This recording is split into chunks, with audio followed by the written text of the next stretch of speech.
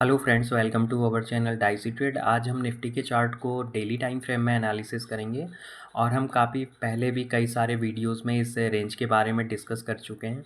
Nifty के chart को अगर आप मई मंथ से लेकर अभी तक जितने भी ट्रेडिंग सेशन हुए हैं 4 से 5 मंथ में, तो यहाँ पर आप देखेंगे इस रेक्टेंगल बॉक्स में ही ट्रेड हो रहा है और आप इसको एक रेंज बाउंड ट्रेडिंग बोल सकते हैं, क्योंकि यहाँ पर 25,150-60 के आसपास से हमें सप्लाई देखने को मिलती है और 25,500-480 के आसपास से हमें एक सपोर्ट भी देखने को मिलता है। जब तक निफ्टी यहाँ पर 25,200 के ऊपर क्लोजिंग बेसिस पर क्लोज नहीं होता है, तब तक हमें फ्रेश अपसाइड भी देखने को नहीं मिलेगा।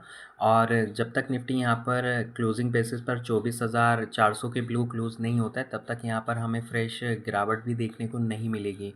और अगर आप यहाँ पर इस रेंज को देखेंगे, रेक्टेंगल बॉक्स को, तो यहाँ पर हमें पहले भी इस रेंज में काफ़ी बड़े बड़े मूव्स आते हुए देखने को मिले। यहाँ पर अगर आप देखेंगे, या तो निफ्टी साइडवेज ट्रेड होता है या फिर यहाँ पर हमें 300 पॉइंट 400 पॉइंट के डिक्लाइन से अपसाइड मूव आते हुए ही देखने को मिलते हैं। तो यहाँ पर अगर आप देखेंगे, ये काफ़ी एक तरीके से आप बोल सकते हैं कंजेशन जोन है निफ्टी के लिए। और यहाँ पर काफ़ी टाइम से अगर आप देखेंगे 24,600 से लेकर 24,700 की रेंज में, तो यहाँ पर मोस्टली टाइम यहाँ पर डोजी, स्पिनिंग टॉप और ग्रेप स्टोन डोजी का ही फॉर्मेशन होता है। तो यहाँ पर अभी काफ़ी कुछ बोल पाना काफ़ी मुश्किल होगा। और बहुत सारे लोग जो बोलते हैं कि यहाँ पर निफ्टी में ट्रेंड सेट हो चुका है, तो यहाँ पर 5 से 6 महीनों में निफ्टी 500 से 600 पॉइंट की रेंज में ही काफ़ी लंबे टाइम से रेंज बाउंड ट्रेड हो रहा है। यहाँ पर जब तक इस रेंज का ब्रेकआउट या ब्रेकडाउन नहीं होता है, तब तक यहाँ पर किसी भी टाइप का आपको ट्रेंड सेट होता हुआ नहीं दिखेगा। ट्रेंडिंग मार्केट का मतलब ये नहीं होता है कि वो अपसाइड में ही होगा या डाउन साइड में होगा, वो किसी भी डायरेक्शन में हो सकता है। यहाँ पर अगर आप देखेंगे, लास्ट ईयर जब इलेक्शन का रिज़ल्ट आया, उसके बाद निफ्टी में फॉल आने के बाद यहाँ पर 25,000 तक के लेवल आते हुए दिखाई दिए। उसके बाद फिर से हमें एक ट्रेंडिंग में फॉल आते हुए देखने को मिला ट्रेंडिंग मार्केट में, और फिर यहाँ पर 24,000 से लेकर 26,200 तक की एक नॉन स्टॉप तेज़ी देखने को मिली। तो यहाँ पर ट्रेंडिंग मार्केट का मतलब होता है एक ट्रेंड में ट्रेड करना, ना कि एक नैरो रेंज में ट्रेड करना या रेंज बाउंड रेंज में ट्रेड करना। और बहुत सारे लोगों को ये लगता है कि मैं हमेशा नेगेटिव बात करता हूँ मार्केट को लेकर, लेकिन यहाँ पर जब 6 जुलाई के आसपास, 5 या 6 जुलाई के आसपास रेट कट आया था, उसके पहले भी हमने इस ब्रेकआउट के बारे में डिस्कस किया था और इसको अच्छी तरीके से हमने ट्रेड भी किया था। और उसके बाद जब 5 या 6 जुलाई को आरबीआई का रेट कट आया था, तो वो मार्केट के लिए काफ़ी पॉजिटिव था, लेकिन मार्केट ने उस पर कोई रिएक्शन नहीं दिया। और उसके बाद भी कई सारी बहुत सारी पॉजिटिव न्यूज़ आई हैं इंडियन मार्केट को लेकर, लेकिन यहाँ पर किसी भी लेवल पर आपको एक फॉलोअप बाइंग देखने को नहीं मिली है। आप अगर यहाँ पर 5 से 6 महीनों में देखेंगे, तो निफ्टी 400-500 पॉइंट की रेंज में ही यहाँ पर रेंज बाउंड ट्रेड हो रहा है।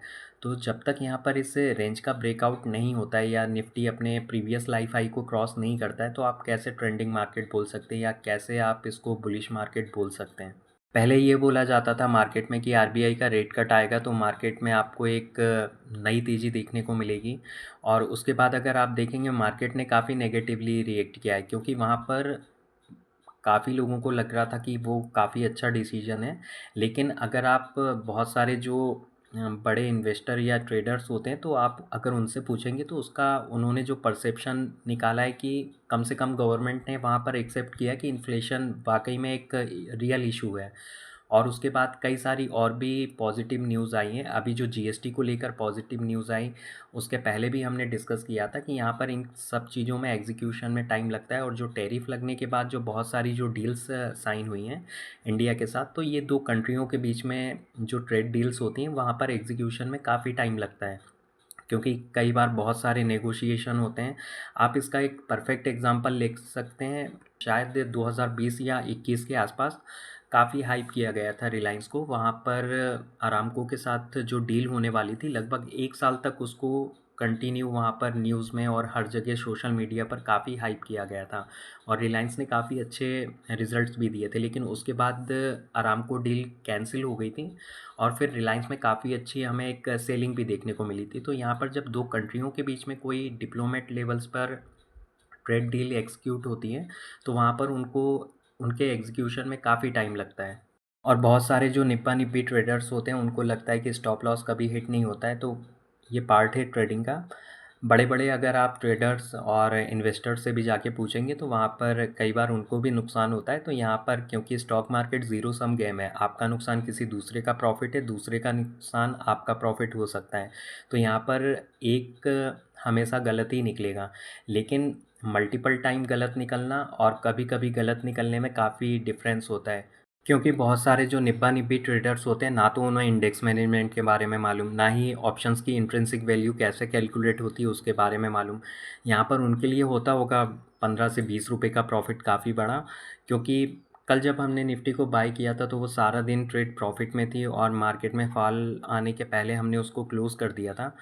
क्योंकि हमने उसको कॉस्ट पर क्लोज़ किया था, तो यहाँ पर क्योंकि इस ट्रेड को हमने लगभग 3 से 4 घंटे के आसपास होल्ड किया था और क्योंकि यहाँ पर निफ्टी इतना साइडवेज़ ट्रेड हुआ था, तो वहाँ पर कोई प्रीमियम का ऐसा गेन देखने को नहीं मिला।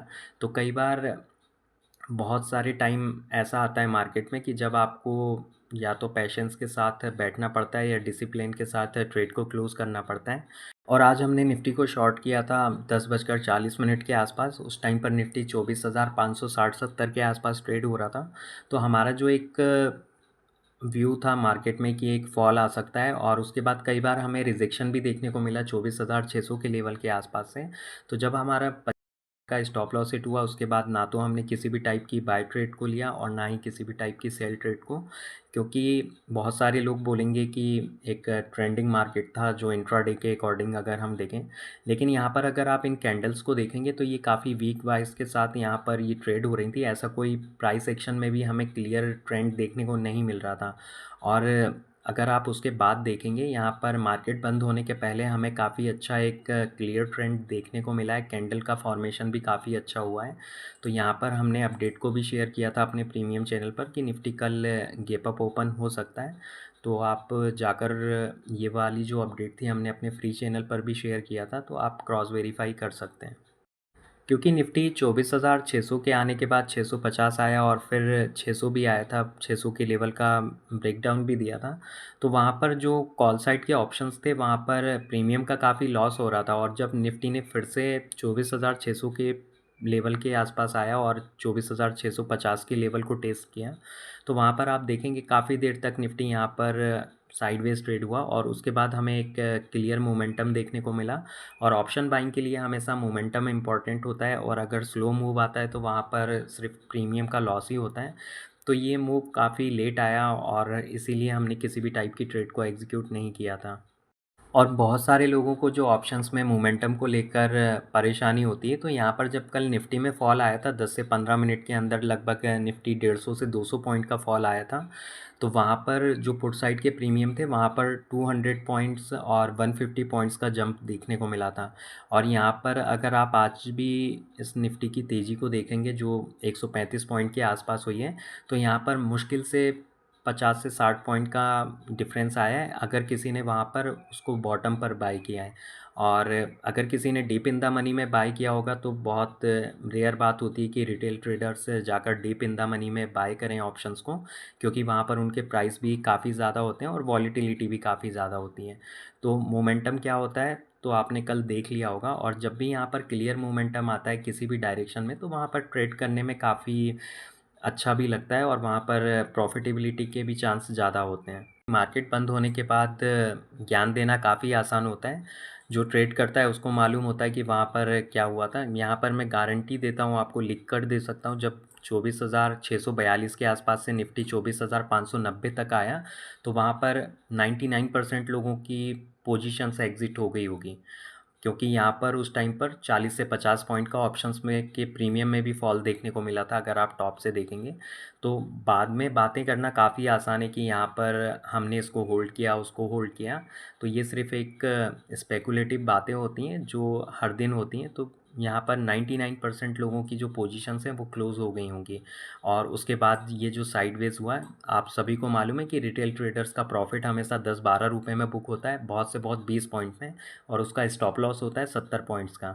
तो जो लोग यहाँ पर ट्रेडिंग को लेकर ज्ञान देने आते हैं कि ये सपोर्ट बन चुका है, वो सपोर्ट बन चुका है, मार्केट में किसी को भी ईगो नहीं दिखाना चाहिए, ना ही मार्केट से फ़ाइट करनी चाहिए, क्योंकि मार्केट सुप्रीम है।